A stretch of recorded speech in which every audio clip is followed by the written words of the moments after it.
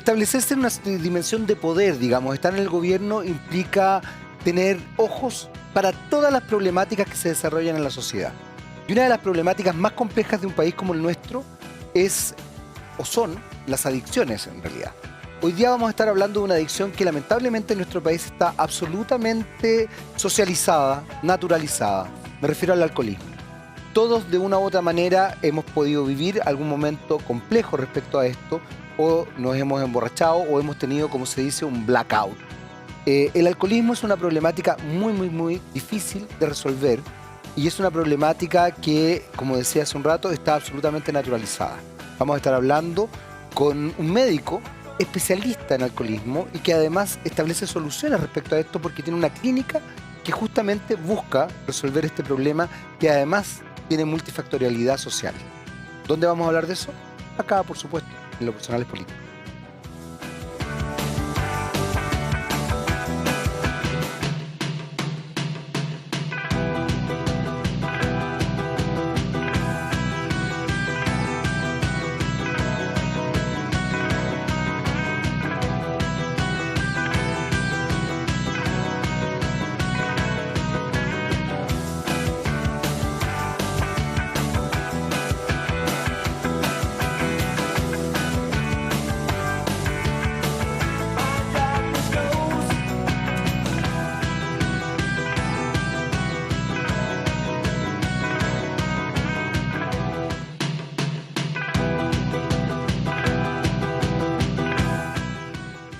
Hola, hola, ¿qué tal? ¿Cómo están? Ya estamos comenzando nuestro primer bloque de Lo Personal es Político. Hoy día vamos a hablar de un tema bastante relevante a nivel nacional, fundamentalmente porque la juventud, sobre todo en nuestro país, ha desarrollado una adicción preocupante hacia el alcoholismo y también, bueno, hacia otras drogas. Concretamente, bueno, la marihuana y hoy día también está el tusi y otras drogas de las cuales se hace apología en algunas canciones, incluso de algunos artistas urbanos. Pero nos vamos a focalizar en el alcoholismo, que lamentablemente además empieza muy tempranamente. Para eso estamos con el doctor Matías Ibáñez, que es justamente de la Clínica Pellet Chile. ¿Está bien? Así es. ¿Cómo estás, Matías? Bien, bien. Muchas gracias por tu invitación. Al contrario, muy contento de que estés acá y quiero partir inmediatamente con esto que estaba diciendo hace un rato, porque ¿cuáles serían las razones, crees tú, de que efectivamente la gente empiece a consumir alcohol tan tempranamente y que además desarrolle conductas adictivas tan tempranamente? Sí, el alcohol en Chile lamentablemente tiene una connotación cultural muy grande. Entonces, es muy aceptado el consumo de alcohol en los jóvenes, en los niños, y eso hace que se involucren mientras más jóvenes las personas. Entonces, eso crea una dependencia aún mayor. ¿Por qué? Porque cuando uno es más niño, es decir, 12, 11 años, se está formando la personalidad. Entonces, evidentemente que todos estos factores hormonales, todos estos factores que uno secreta naturalmente, el alcohol hace que estos factores disminuyan su secreción y evidentemente puede provocar una adicción mucho mayor y más difícil de tratar. La idea... Perdona. Sí, sigo con alergia. A ver, las estructuras de personalidad se conforman muy en la infancia y quizás el segundo gran paso en estructurar la personalidad es la adolescencia. Empezar a desarrollar algún tipo de adicción al tabaco, al alcohol o a otro tipo de drogas, evidentemente establece también una personalidad mucho más adictiva. ¿Los chilenos tendemos a tener una personalidad adictiva o no? Porque la sensación que uno tiene es que sí. Y lo digo muy superficialmente y muy frívolamente, porque es lo que uno ve, digamos. O sea, adicción a la compra, el hiperconsumo, la juerga. Somos un país depresivo y generalmente las depresiones se manifiestan también de manera muy maníaca. Y en ese sentido el alcohol puede ser un antidepresor, digamos, que te permite desinhibirte y vivir otro tipo de cosas, ¿no? Sí, o sea, claramente en nuestro país, por todo el contexto económico, capitalista que tenemos, neoliberal, eso hace que las personalidades que se forman son en ese contexto. Es decir, de mucha angustia, de mucha ansiedad, tratar de conseguir metas, generalmente son metas que muchas veces los pacientes son inalcanzables, se frustran, y ahí van y buscan consuelo, por decirlo así, en este caso en el alcohol, en la droga. El alcohol, como tú bien dices, el alcohol es un inhibidor de la vergüenza. O sea, yo consumo alcohol y muchas personas tienen más valor para enfrentarse a algunos tipos de situaciones. Y ese tipo de cosas hace que crear un tipo de adicción mucho mayor. Entonces, ¿qué quiere decir esto? Que nuestro sistema de sociedad provoca que este consumo sea tan excesivo. Ahora, si nosotros lo comparamos a nivel mundial, los grandes países capitalistas con un índice de desarrollo humano muy grande, por ejemplo, Lituania, todos los países eslovenos, Sí. hay un ejemplo claro que son países muy desarrollados con un sistema que es bastante capitalista, pero que más igualitario, pero paradójicamente tienen un consumo muy elevado de alcohol y podemos ver que también los índices de suicidio son muy altos. Lituania es un país ultra desarrollado con un índice de desarrollo humano muy alto, pero lamentablemente tiene los índices de suicidio más grandes del mundo. O sea, y Chile, si lo vemos a nivel latinoamericano, es el segundo país más consumidor después de Argentina. Y nótese que nosotros consumimos solamente los fines de semana. O sea, lo que el promedio de este estudio que se hizo de la OMS evalúa a los pacientes en los 7 días se consumía, pero el chileno consume viernes, sábado y domingo. Y esa proporcionalidad es lo mismo que consumen otros países en una semana. Entonces, esto habla un poco de que los pacientes buscan una salida, buscan una forma de poder sacar este estrés, sacar esta angustia, esta ansiedad. Y es por eso que es tan habitual el consumo de alcohol en la sociedad así. Hay algo que a mí siempre me ha llamado la atención, Matías, y es que efectivamente las adicciones no son vistas como un problema en tanto la persona se establezcan dimensiones funcionales, sobre todo en lo económico. O sea, ¿qué quiero decir con esto?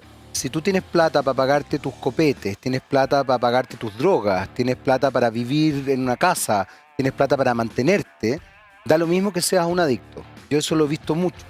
Y por supuesto, también dentro de las sociedades como la nuestra, no se establece la mirada desde, extrañamente, esa persona que tiene plata para vivir bien, para pagarse sus drogas, sus copetes y no sé, todas sus necesidades económicas, es una persona disfuncional en lo afectivo, probablemente un mal padre, una mala madre, tiene problemas con las parejas, tiene problemas pero funciona en el trabajo.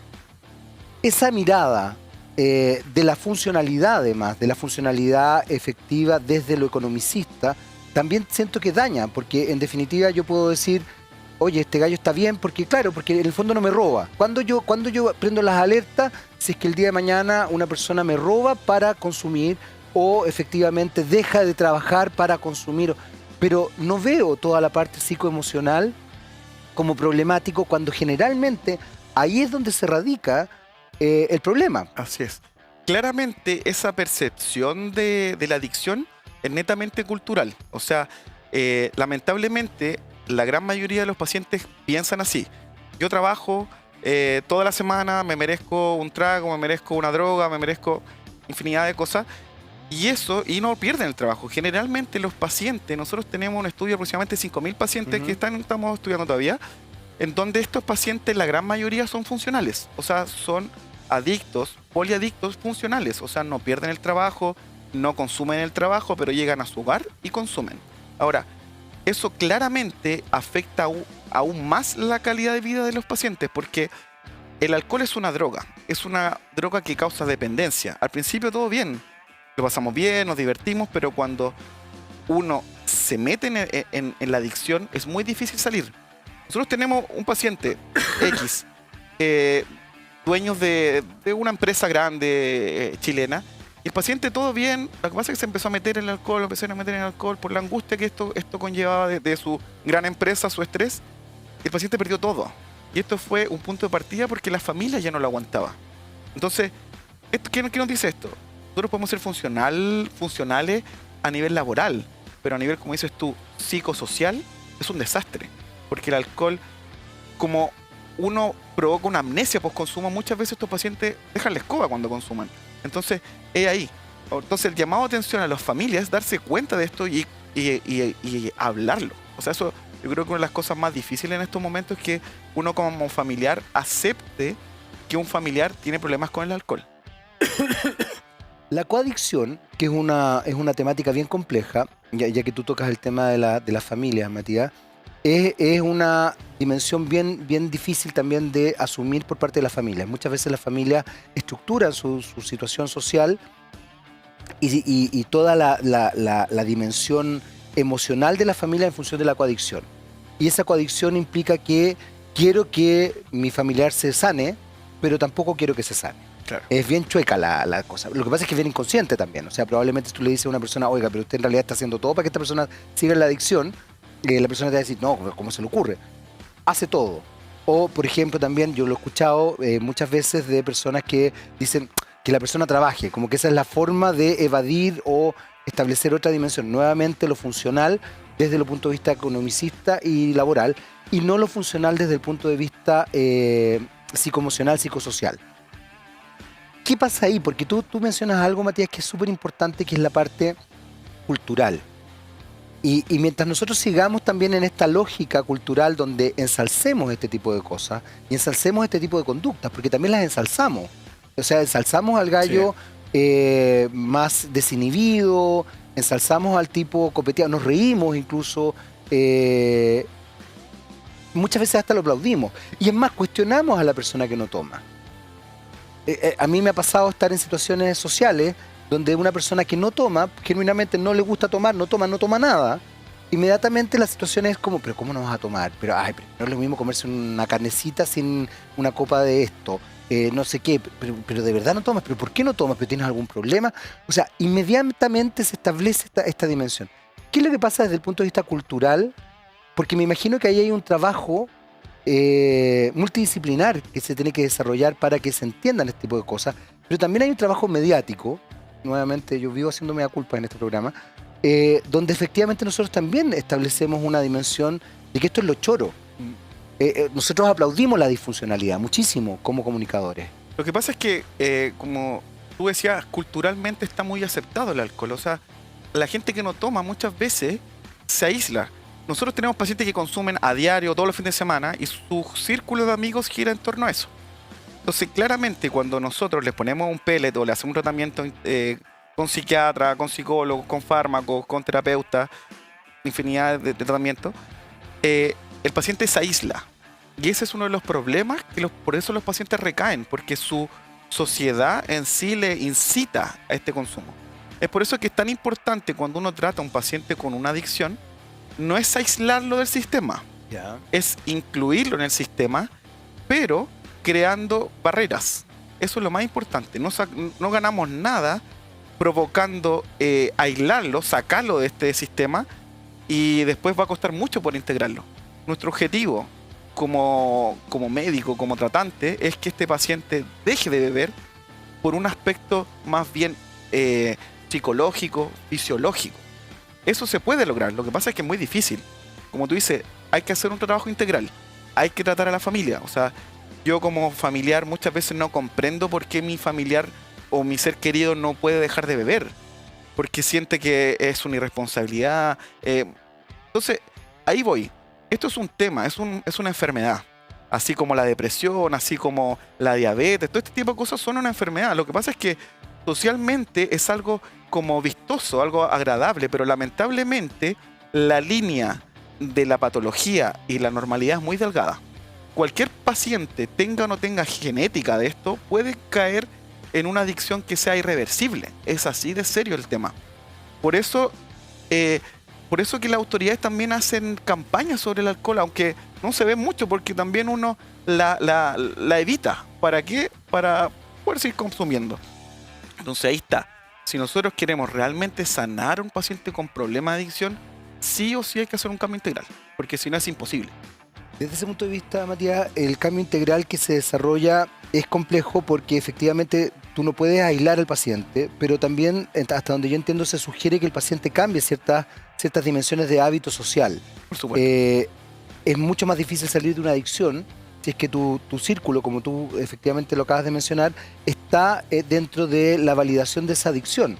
O sea, si yo soy alcohólico y en realidad mis dimensiones de entretención funcionan en torno a mis amigos también borrachos, igual que yo, y saliendo de juerga y estableciéndonos en esta dimensión, donde además pareciera ser que el alcoholismo es lo entretenido y lo otro es lo fome, es más complejo. ¿Cómo se hace eso?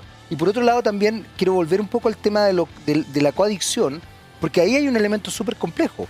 finalmente el tratamiento a los familiares, muchas veces los familiares no entienden que son coadictos. No entiendo. Ellos se ven como las pobres víctimas de este monstruo, de esta monstruo que consume alcohol u otra droga o es, como tú decías, poliadicto,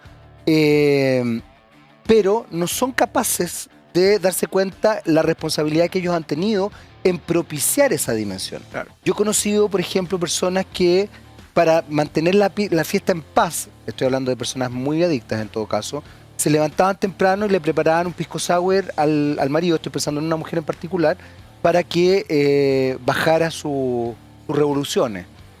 Pero estoy hablando de una persona que hacía eso a las 9, 10 de la mañana. Sí, eso en realidad no es para eso. En realidad eso es para evitar la resaca o el síndrome de abstinencia post-consumo. La famosa el nivel del pH que le llaman. Sí, o sea, es que en realidad... Ya, pero eso es brutal, po. Es brutal. Porque es mantener a la persona, como quien dice, para ser muy coloquial, con la sopaipilla pasada. Así es. Lo que esa pasa, persona está curada todo el día. lo que pasa es que igual tenemos que entender este contexto. Son pacientes que son enfermos. Estoy de Entonces, acuerdo. si uno les quita... yo no estoy de acuerdo con eso en ningún motivo, pero te justifico por qué la familiar hace eso. Es porque lo ve tan angustiado, tan desesperado, porque esto es una reacción fisiológica, Estoy no de una acuerdo, reacción. sí. Y No le es da esto, solamente- claro, en realidad la solución, hay muchas otras soluciones, o sea, esa es una de tantas, claramente no es la adecuada, pero es por eso que hacen esto. Ahora, claramente, cuando un paciente cae en el consumo de alcohol o alguna droga, claramente hay un contexto familiar, un contexto social que lo lleva a esto. Eso estamos muy de acuerdo. Si nosotros no tratamos el aspecto social, el aspecto que está con ellos, es muy difícil que cambie un paciente. Nosotros tratamos de que estos pacientes se integren a la sociedad. Muchas veces nosotros no internamos a nuestros pacientes porque sentimos que este aislamiento cuesta mucho volver. Ahora, estoy de acuerdo contigo. No se puede tener unas amistades que estén en lo mismo. Es como cuando yo estoy haciendo dieta y me invitan a un buffet. O sea, eso es como, ¿entiendes, no? Y siempre digo a mis pacientes eso. Mira.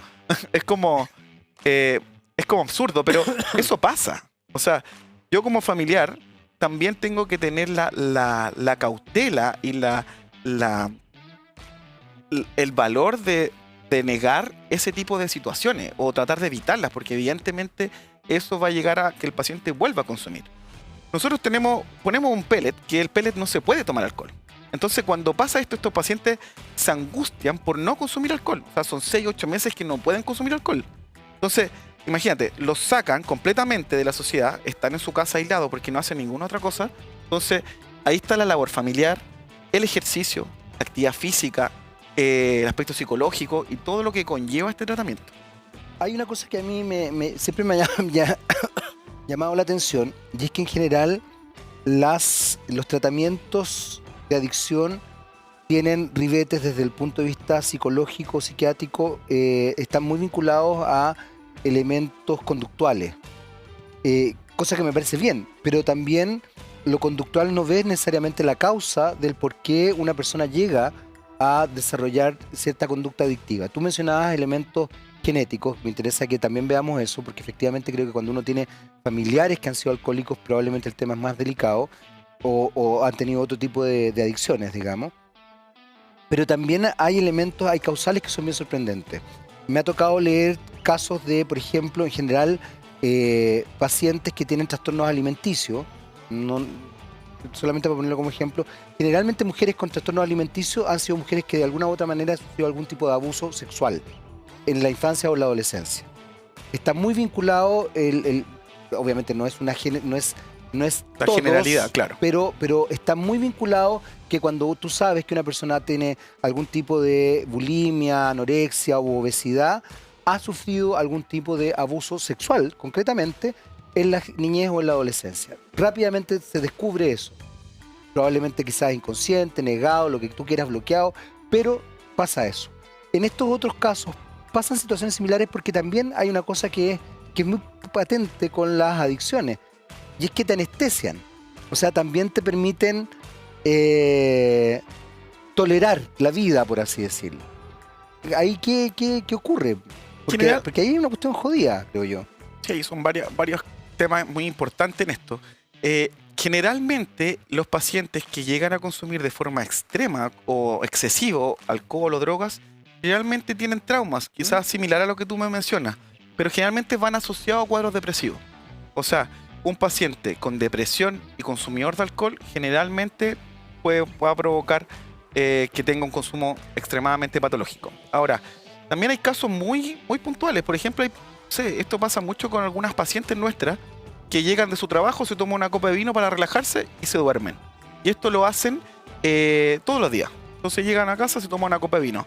Después, al otro mes, se toman 2 copas de vino, porque ya el efecto, como que era una especie de tolerancia al alcohol, se toman 2 copas de vino. Y así sucesivamente, y después se terminan tomando la botella entera. Y no tienen ninguna afectación depresiva, ni nada de este tipo de cosas. Entonces, ahí el tema. O sea, tenemos que tener cuidado porque podemos llegar a ese tipo de situaciones que ya en ese paciente, si uno no le quita la botella, no puede dormir. Entonces, así de complejo es la situación. Entonces, ahora, cuando el paciente tiene un factor genético, es decir, padre, madre, abuelos, ahí puede ser hasta bisabuelos, pero esa es la carga genética que llevan, tiene más riesgo de ser un consumidor patológico de alcohol. No todos, pero la gran mayoría, sobre el 70-60%, tiene un indicio y se va a saber que va a consumir alcohol. Tenemos que hacer una breve pausa. Quiero que después, en el próximo bloque nos metamos más también en saber cómo funciona el pellet y qué es lo que significa realmente ser alcohólico. O sea, cuáles son los márgenes, ¿ya? Vamos a hacer una breve pausa, volvemos inmediatamente con más de lo personal es político. Vamos y volvemos. Voy a hacer una talla muy mala y de pésimo gusto, así que no la voy a... Me quedo callado. Vamos y volvemos. No se alejen de la pantalla de TVX.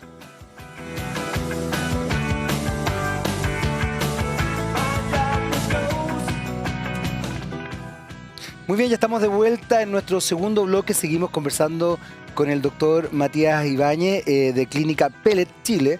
Y habíamos quedado con 2 temas pendientes. Uno, saber qué es lo que pasa con los pellets. Y lo otro, saber qué es lo que implica realmente, cuáles son los grados, en definitiva, de alcoholismo. Porque puede ser que efectivamente uno tenga quizás un grado de alcoholismo y no lo maneja, porque socialmente, como lo estábamos hablando hace un rato, está absolutamente vinculado a una normalidad. Tengan presente que la normalidad es solamente la estadística, la normalidad no necesariamente es normal, por si acaso. Matías. Bueno, mira, ¿cómo uno identificamos a un paciente con consumo de alcohol patológico? El alcoholismo tiene una connotación un poco peyorativa, por eso a nosotros nos gusta decir alcohólico, ¿ya? Porque tiene una connotación, consumo patológico de alcohol, ya que eso puede ser leve, moderado, severo, a niveles extremos, ¿ya? Okay. Porque si uno busca alcohólico en, no sé, en Google, diccionario, evidentemente es muy amplio, es como decir cultura, es como decir arte. ¿Me entiendes lo que te digo? Así de la amplitud. Sí. Entonces, el paciente con problemas de alcohol es un paciente consumidor reiterativo, es decir, una vez a la semana, una vez al mes, todos los días, pero que tiene afectación de la vida, ya sea socio-biológica. ¿Ya? Ya. Entonces, cuando un paciente consume de forma reiterada y tiene una afectación familiar, una afectación personal, ya hablamos de un paciente con consumo patológico de alcohol. ¿Por qué decimos que la severidad no va tanto en la... O sea, evidentemente un paciente que consume todos los días va a tener un problema mucho mayor emocional, psicosocial y todo lo que conlleva que una paciente que consume una vez al mes. Pero llama la atención que el paciente que consume una vez al mes es el más problemático, porque su normalidad no es estar ebrio. Entonces estos pacientes son los pacientes que chocan, son los pacientes que cometen accidentes, no digo que los otros no lo hagan, pero paradójicamente se da esto. Los pacientes llegan a fin de mes, carretean 3-4 días, y esto hace que ellos pierdan el control. Y por eso que vemos accidentes terribles, o sea, es algo que uno se da cuenta. Entonces, ojo ahí, ojo con eso, porque no porque yo consumo una vez al mes de forma aislada, pero si consumo y me da amnesia post-consumo, estamos en peligro. La amnesia post-consumo que provoca el alcohol es algo terrible, porque al final no manejamos nada de nuestro ser. Y eso evidentemente que pone en riesgo la vida de otras personas y la vida del mismo paciente. Te preguntaba al principio del primer bloque el tema de la edad. Y aquí hay quizás un elemento, Matías, que es bien importante, porque finalmente está nuevamente la, la multifactorialidad que hace que nosotros seamos una sociedad muy alcoholizada y quizás en muchos aspectos muy adictiva. Yo te mencionaba también, somos adictos a las compras, es bien sorprendente. Los medios no hacen un gran favor a esto, potenciamos en muchos casos la adicción al consumo y quizás también aplaudimos ciertos otros tipos de adicciones de manera media solapada. El tema de la edad es bien complejo porque efectivamente, por ejemplo, el inicio de la vida sexual hoy día se ha adelantado bastante. Empieza muy tempranamente, 14, 15 años, la vida sexual de hombres y mujeres comienza. No hay educación sexual en nuestro país y probablemente en ese sentido elementos desinhibitorios son los que permiten que esa persona, ese joven o esa joven, establezca una vida sexual muchas veces poco sana además. O sea, en vez de tener una sexualidad sana, más allá de empezarla tempranamente, hace una sexualidad insana y probablemente con disfunciones a largo y mediano plazo. El alcohol genera disfunciones eréctiles, genera otro tipo de cosas complejas, bueno, en general las drogas. ¿Qué pasa ahí? Porque ahí hay un trabajo, Matías, que me llama la atención porque creo que la problemática social no se toca. Chile es un país que se ha negado, por ejemplo, a la educación sexual en forma constante, lo que conlleva otros problemas, desde embarazos adolescentes, abusos, no conocimiento del cuerpo, sexualidades pencas, malas, digamos, etcétera, etcétera, y probablemente frustraciones a largo plazo, largo, mediano plazo en la vida. Y eso puede derivar en el consumo de sustancias que te, nuevamente, ¿cómo se podría decir? No que te desinhiban, el alcohol te desinhibe, pero que te adormezcan, digamos, adormezcan estos dolores. Claro. O sea, claro, se trabaja así, se logra ver toda esa complejidad que hay detrás social. Sí, por supuesto.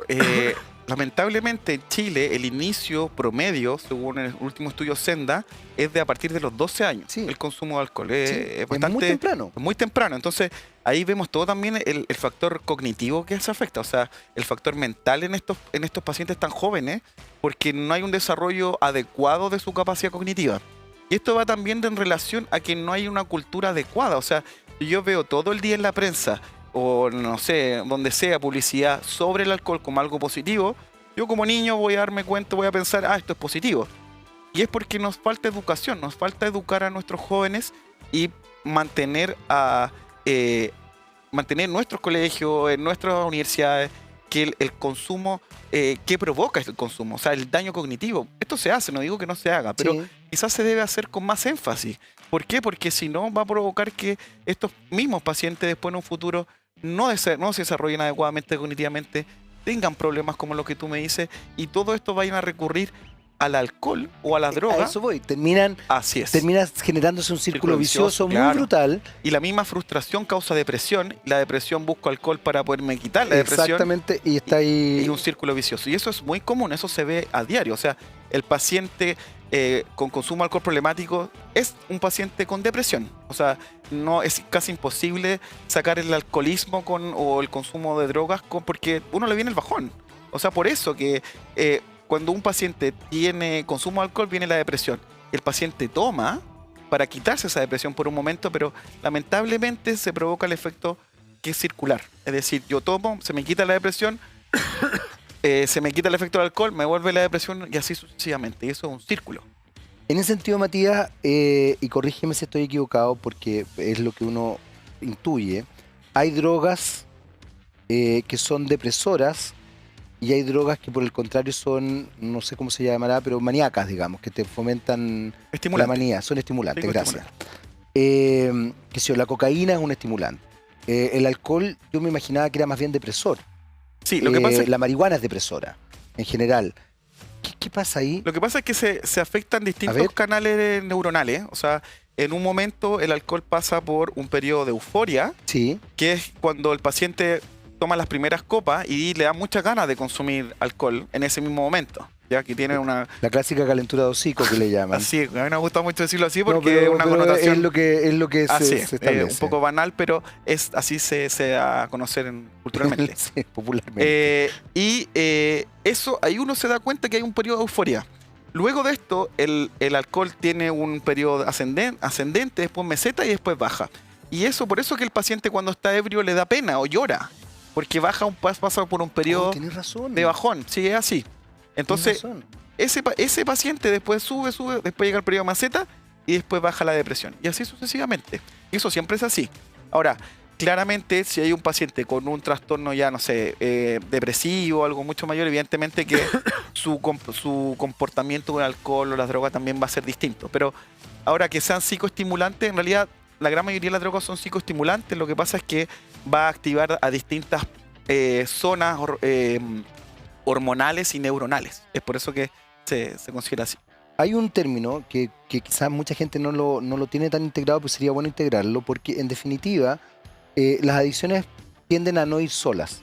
Y tú hablabas de la poliadicción. Efectivamente, se establecen ciertas dimensiones de poliadicción muy fuertes. Una persona alcohólica puede tender a consumir otro tipo de drogas y viceversa. Y por eso también uno habla de escaladas muchas veces de la droga. No me gusta tampoco satanizar ciertas cosas, pero sí creo que uno tiene que tener conciencia respecto a las drogas. ¿Te parece que las políticas públicas hoy día están focalizándose de manera correcta respecto al uso de la droga? Sobre todo porque, por ejemplo, hay toda una discusión respecto a la legalización de la marihuana. Yo voy a ser muy honesto, a mí me parece que sería importante legalizarla, pero fundamentalmente está estableciéndose en la dimensión del tráfico, que creo que también daña muchísimo. Pero creo que uno tiene que educar, así como uno trata de educar con respecto al alcohol, educar con respecto a la marihuana, porque la marihuana, más allá de lo que diga Joaquín Sabina de la hierbita de Dios, es una droga. Como el tabaco también lo es, Así ojo. es. Entonces, creo que uno tiene que saber en qué se está metiendo. Yo creo que uno no tiene que idealizar ni... ¿Qué pasa con las políticas públicas respecto a eso? Las políticas públicas, o sea, esto es un problema muy grande, no solo en Chile, sino que a nivel mundial. Sí, claro. O sea, las políticas están enfocadas a prevenir accidentes de tránsito por consumo, pero no educar sobre qué cantidad consumir. Entonces, evidentemente que yo creo que hay que mejorarlas de todas maneras. Pero eso es día a día. O sea, yo creo que eso es un proceso que de a poco se va a ir dimensionando hasta que se encuentre el factor desencadenante de todos estos males. Ahora, claramente hay drogas que son muy distintas a otras. O sea, la marihuana en comparación con el alcohol o la cocaína, evidentemente que tienen efectos mucho más distintos, porque el alcohol y la cocaína, el tusi, la pasta base y todas estas drogas hacen un cambio de comportamiento bastante complejo en los pacientes, a diferencia de la marihuana. ¿No es que ¿Están así? están así, sí. ¿Sí? Sí. Pero todas estas drogas, yo diría que la única que no ataca al sistema nervioso central es el tabaco. O sea, también lo ataca. ¿Lo ataca? Sí, también lo ¿En ataca. serio? Sí, también lo ataca. También provoca... Que Sí, o sea, activa unos receptores que se llaman receptores GABA que bajan la ansiedad de los pacientes. Tienes toda la razón. De hecho, hay gente que consume tabaco justamente para bajar la ansiedad. De hecho, en los centros psiquiátricos y todo se dejan los pacientes fumar por lo mismo, porque hace que los pacientes tengan una calma, entre comillas. Pero las otras atacan el sistema nervioso central. Todas llegan al sistema nervioso central. Todas las drogas sí. Ahora de tabaco para allá. Todas. Lo que pasa es que afecta a distintos niveles y provoca tipos de dependencia distintas. El alcohol provoca una dependencia psicológica y una fisiológica, por eso es tan complejo. Igual que, no como la cocaína, que la cocaína provoca una abstinencia psicológica, pero no fisiológica. Entonces, ahí nos damos cuenta de la severidad. Sí, es complejo. Por eso yo, cuando el paciente que consume alcohol de forma excesiva, yo no quiero decir que sea una droga mejor que otra, que no se piense. Espero que nadie entienda esa. Sí, pero siempre lo aclaro por lo mismo. Sí. Pero es importante darse cuenta de que si tenemos una droga que provoca una abstinencia psicológica y fisiológica, realmente es algo serio. O sea, ¿cómo nos damos cuenta de esto? O sea, yo como consumidor de alcohol, entre comillas, consumo alcohol y quiero dejar el alcohol, yo lo puedo dejar, me voy a sentir mal, pero me va a dar un síndrome de abstinencia, que son los temblores, hay trastornos cognitivos severos con el alcohol, con la cocaína, o sea, perdón, con la pasta base, con la heroína, son más complejas, pero a lo que voy es que este tipo de drogas causa este tipo de dependencia y por eso que es tan difícil salir, por eso no es llegar ni salir. Y otra cosa, perdona que te interrumpa. No, por favor. Hay otra cosa que es lo que tú me decías, siempre hay algo asociado. Es muy raro el paciente consumidor de cocaína solo. O sea, nosotros La tenemos... poliadicción se da más Se da. habitualmente. Se da. ¿Por qué? Por lo que yo te explicaba, que está la curva ascendente del efecto, después de la maceta y después baja este efecto. ¿Y qué hace la cocaína? Sube y los pacientes nuevamente se encuentran en la fase de ascendente. Entonces, es por eso que hay una relación entre la cocaína y el alcohol. Entonces, ahí nos podemos dar cuenta de que el alcohol no solamente afecta a nivel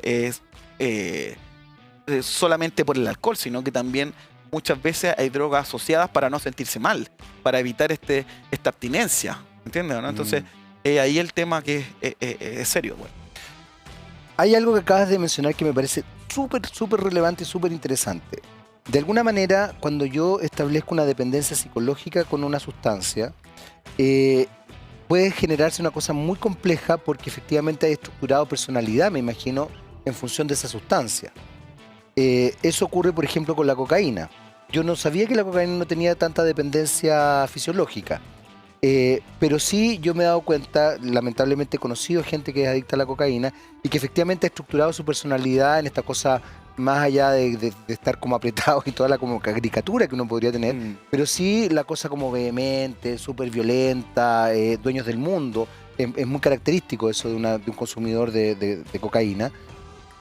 Pero también me he dado cuenta que es mucho más difícil, y aquí vuelvo a decir lo mismo que decíamos hace un rato, nadie está diciendo que una droga sea mejor o peor que otra, por si acaso, pero es mucho más difícil resolver la dependencia psicológica, me he dado cuenta. Lo otro es de alguna manera manejable. Farmacológica, claro. Farmacológica, sí, pues, los fármacos es fundamental, pero lo psicológico es muy complejo porque ha estructurado personalidad.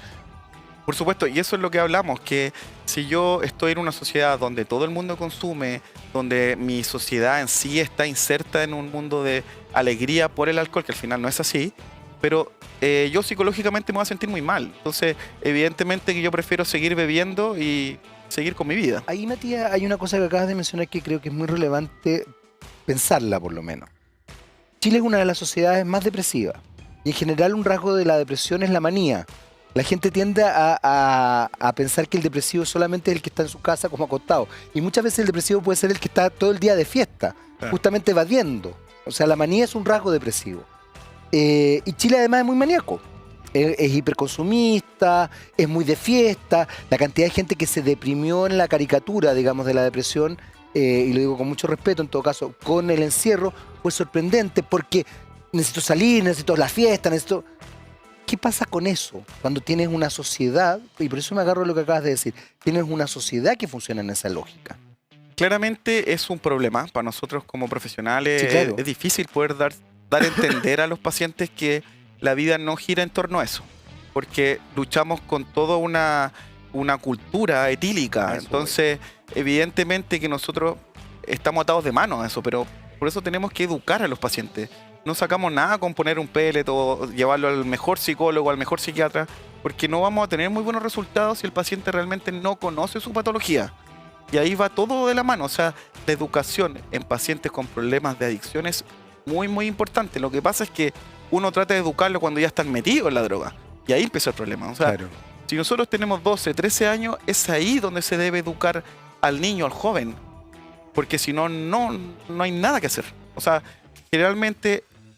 cuando nosotros tratamos a los pacientes, muchas veces, son pocos, pero muchos de estos pacientes no tienen vuelta atrás.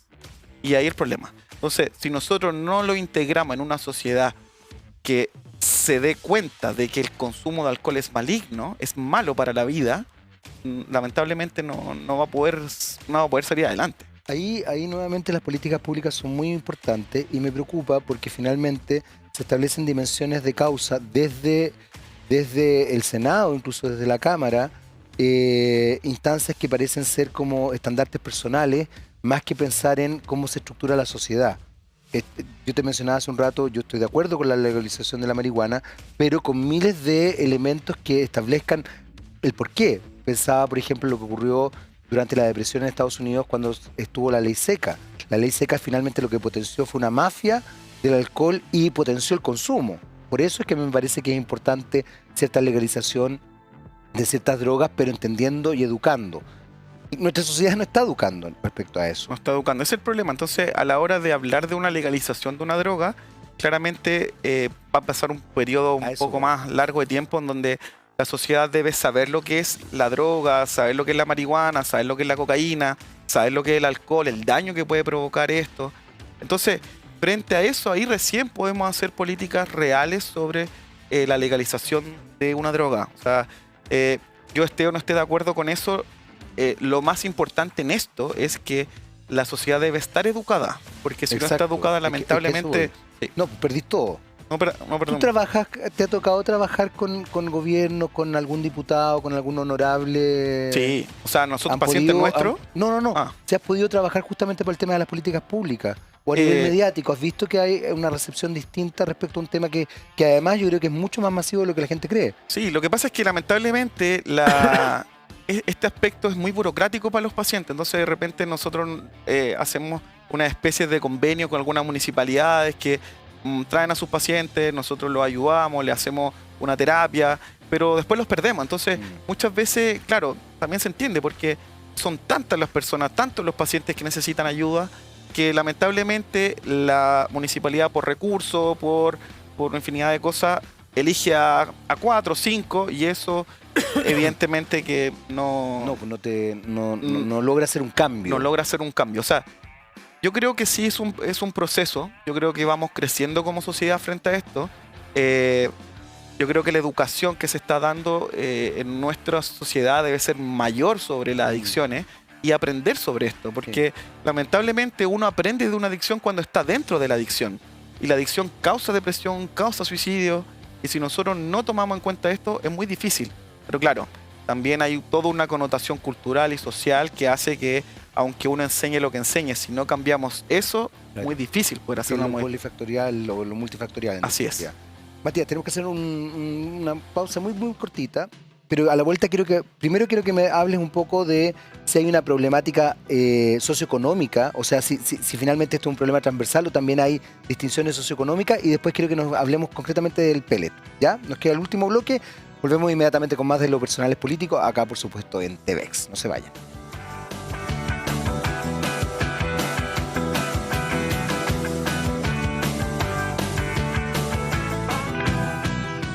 Muy bien, ya estamos de vuelta aquí en Lo Personal es Político. Seguimos conversando con Matías Ibáñez, él es de la clínica Pellet Chile, y estamos hablando justamente de adicciones, concretamente de alcoholismo. Y yo le hacía una pregunta antes de irnos a la pausa, que tiene que ver con qué es lo que pasa con los aspectos socioeconómicos. En general tendemos también, dentro de todas las cosas que quizás tenemos que mejorar de nuestra sociedad, es establecer estas dimensiones medias clasistas y creer que las adicciones se dan o las permitimos en ciertos sectores, tengo la sensación, y en otros sectores no. ¿Es transversal, no es transversal? Efectivamente se dan en ciertos sectores. ¿Hay distinciones de adicciones dependiendo del sector socioeconómico en nuestro país? Como ya hemos hablado mucho hace un ratito sobre la cultura sobre el alcohol, en Chile lamentablemente no hay clase social. O sea, podemos decir que el rico como el pobre, la clase media, consume igual y tiene los mismos problemas. Seguro. Y no importa si es profesión, no importa oficio. Lamentablemente el alcohol afecta en Chile a la misma tipo de persona. O sea, ya sea rico, pobre, lo que sea. Ahora, también se cree que la mujer consume menos alcohol que el hombre. Eso también es un mito. Lamentablemente la mujer, aproximadamente en un último estudio, consume 48% mujeres, 52% hombres. Entonces ahí podemos ver que... Similar, sí, y en nuestra clínica también se ve. O sea, lamentablemente la mujer que consume tiene muchos más problemas porque generalmente tiene problemas familiares, se separa del marido y queda con su hijo, porque al final muchas veces son ellas las que se hacen cargo de su hijo, y ahí también hay todo problemas de género, claro, y también hay un daño psicológico, emocional al ver a la madre en estado de ebriedad o al padre en estado de ebriedad. Entonces claramente hay una afectación. No existe una clase social predominante en el consumo de alcohol. Evidentemente que hay un consumo de alcohol o de algunas drogas en específico que se consumen más en los platos élite o en claro, los sectores más vulnerables. Pero en general el alcohol es totalmente transversal. O sea, qué interesante lo que estás planteando del sesgo de género. Nos queda tan poco tiempo que te prometo que no quiero perderme cosas, pero efectivamente además yo tengo la sensación de que la adicción en la mujer, que yo creo que es un elemento cultural, se condena mucho más fuertemente que la adicción en el hombre. claro. Que se permite más el hombre adicción al hombre, alcohólico sí. o el hombre incluso adictivo, con algún tipo de adicción, que la mujer. Y por otro lado, es muy loco porque a la mujer se le exigen ciertos elementos desinhibitorios que muchas veces la obligan sumado también a lo que yo te decía hace un rato, yo conocía casos más en trastornos alimenticios, pero probablemente se dan ciertas instancias de abuso donde la mujer está mucho más permeable, lamentablemente, a ese tipo de cosas que la pueden llevar a adicciones. Entonces es interesante el sesgo de género ahí. No quiero dejar de preguntarte el tema de qué es lo que pasa con el pellet.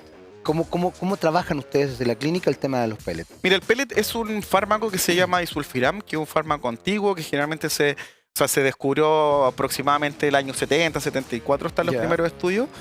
Y este es un fármaco que lo que hace inhibe una enzima que tenemos en el hígado, por lo cual el alcohol que uno toma no lo puede procesar y eso provoca una reacción tóxica, ¿ya? Que lo vomito.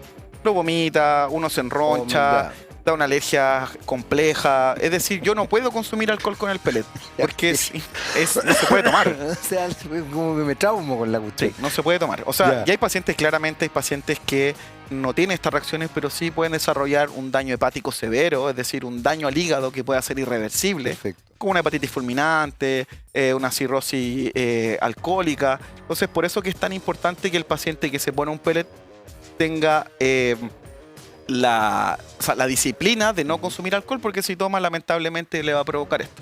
Igual, y ahí están los elementos multifactoriales con los que usted trabaja, me imagino, en la clínica. Por supuesto, claro. Nosotros generalmente hacemos una evaluación médica previa al pellet, donde le pedimos exámenes de laboratorio a los pacientes, donde evaluamos su hígado, su riñón, su estado en general, y tiene una evaluación psicológica también, que la gran mayoría de los pacientes lo toma, en donde se evalúa si el paciente puede o no puede ponerse un pellet, ¿ya? El pellet es una incisión chiquitita de 2 a 3 milímetros, generalmente va a la región lateral o anterior del abdomen, y son 20, son como pastillitas de arroz, así es el pellet. Y estos se ponen a nivel subcutáneo, se hace una pequeña cirugía donde se pone, y esto queda en el cuerpo. Y esto dura alrededor de 4 o 6 meses, depende de la grabación propia de cada paciente. En ese sentido, Matías, ustedes trabajan en paralelo, me imagino, el pellet, y van trabajando en paralelo, qué sé yo, elementos terapéuticos. Así es. Y otras cosas que probablemente hayan provocado la adicción. No sé, tú hablabas, por ejemplo, si un paciente ya está en un grado más bien cirrótico, probablemente la cosa es más compleja, ¿no? Sí, lo que pasa es que, claro, si un paciente tiene un daño hepático crónico, una cirrosis, un hepatocarcinoma, claramente no siempre se puede poner el pellet. O sea, porque si ese paciente consume alcohol con el pellet, que puede pasar, o sea, la gran mayoría de los pacientes consumen con el pellet, ¿sí? Es un problema. Sí, lo que pero hace un rato. Claro, después no puede consumir porque se frena por todos los efectos adversos que el medicamento conlleva. Pero en ellos no muchas veces se puede poner porque el riesgo es muy alto. O sea, yo como profesional no podemos exponer a los pacientes a que les pase algo con el fármaco. O sea, nuestro objetivo es que el paciente esté 4 a 6 meses sin consumir alcohol. Y esto, ahí tratar de hacer todo lo que uno pueda para que cree un hábito. Perfecto. Que eso es lo más difícil. ¿Qué es lo que yo te decía? Por eso es que las terapias son más bien conductuales. Tal cual. ¿Y ustedes trabajan terapias, la parte psicológica desde la perspectiva conductual, pero también quizás desde una perspectiva más profunda que permita entender causales de...? Sí, generalmente nuestro equipo de psicólogos lo que hacen es que dan a conocer la información a los familiares, sobre todo también los educan para saber por qué este paciente llora en la noche, por qué está tan ansioso, porque uno no sabe. O sea, si yo veo a mi familiar, a mi madre, a mi abuelo, a mi padre llorando porque no consume alcohol, no entendemos por qué. No, claro. Entonces, hay una psicóloga que se dedica solamente a esto y hay psicólogos que se dedican a seguir el proceso de cambio del paciente. O sea, nosotros tenemos tratamientos que han sido muy exitosos, o sea, muy bien, han sido magníficos, pero también hemos tenido pacientes que están 6, 7 meses sin consumir y después vuelven a recaer. Entonces lo que nosotros le hacemos este llamado a los pacientes que se ponen pellet que no consuman alcohol y que se traten en este periodo. Porque si un paciente toma todos los días por 5 años y uno le quita el alcohol de un momento a otro, es el momento de cambiar. Entonces ahí es la labor de este fármaco. Este fármaco no es un fármaco que se pueda sacar, o sea, para poder sacarlo hay que hacer un procedimiento, no es llegar y sacar un pellet. Entonces, cuando uno se pone un pellet es una responsabilidad ya sea de los familiares, de sus amigos. ¿Por qué? Porque yo no tengo que aislar a lo que hacen No, por muchos. lo que me decías tú. No tengo que aislarlo. Muchos amigos reales, o sea, comparten, pero con él no lo aíslan, sino que lo integran. Y al principio es un tema el no consumir alcohol, pero cuando uno va a un lugar y dice que no consume alcohol, no es tema. O sea, eso al principio Se es así. respeta, digamos. Se respeta. Y si un amigo es real, evidentemente que eso va a seguir así. Por eso es importante, independientemente se pongan pellet o no, que un paciente que quiera dejar de consumir alcohol se acerque a clínicas como Pellet Alcoholismo, a clínicas que lo ayuden para poder salir de esto. O sea, el alcohol nosotros sabemos el daño que puede provocar y el consumo de alcohol y todo el cuadro depresivo que esto puede provocar. Evidentemente, mientras más rápido se detecte la adicción, mejores son los resultados. Nos queda re poco tiempo, pero me parece muy importante lo que tú estás planteando, porque en algún minuto, no recuerdo si en el primer o segundo bloque, hablaste de lo difícil que es también tener éxito en este tipo de tratamiento. ¿Cuál crees tú que sería la forma de empezar también a concientizar a la sociedad para que efectivamente se establezca una dimensión distinta? Yo creo que es muy difícil porque además el alcohol, como tú lo decías muy bien, es mundial, o sea, está masificado, pero para no caer en este tipo de cosas que además efectivamente dañan al individuo, a las familias, pero también dañan a la sociedad completa. O sea, un tipo que curado mata a alguien es brutal. ¿Qué pasa ahí? Así es. Lo que reitero, la línea del abismo del consumo social sin problema es muy delgada al consumo problemático de alcohol. Hay pacientes que consumen toda su vida sin problema y tienen una crisis, no sé, tienen alguna tragedia en su vida, y eso hace que se encadenen y provoque un consumo excesivo de alcohol para poder salir de esta pena, de esta tristeza. Entonces, lo más importante como sociedad es dar a conocer el problema que conlleva el alcohol o las drogas. Si nosotros culturizamos a una sociedad sobre la alegría que provoca el alcohol, lamentablemente vamos a crear una sociedad que no va a llegar No va a entender nada. no va a entender absolutamente nada. Y eso es nuestra labor como profesional, tú como periodista. Eso es lo más importante. O sea, la idea de esto es crear conciencia sobre el alcohol es una droga. Y no es una droga benigna, es una droga que puede provocar perder todo en la vida. Y si uno no se da cuenta de eso, es muy difícil cambiar. Entonces, lo que aquí hay varias cosas que tenemos que tener claro, que son que ojalá que los sistemas de salud nuestros puedan ayudar a más pacientes con consumo de alcohol o problemas de adicción, porque al final eso es lo que no nos deja crecer como sociedad. Y eso lamentablemente no lo tenemos muy claro o no invertimos todos nuestros recursos en esto. Matías, se nos acabó el tiempo. Muchas gracias por haber venido el día de hoy. Muchas gracias por la invitación. Bueno, probablemente vamos a estar conversando nuevamente porque este es un tema que, como dijimos, tiene distintas capas. Hay cosas que quizás quedan en el tintero. Me gustaría profundizar en el tema del género también, porque creo que ahí hay un elemento cultural que es importante tomar en consideración. Te pasaste, muchas gracias. Muchas gracias a ti por la invitación. Me encantó tu entrevista. Ok, y nosotros nos vemos obviamente en otro Lo Personal es Político. No se vayan de la compañía de TVX. Hasta la próxima.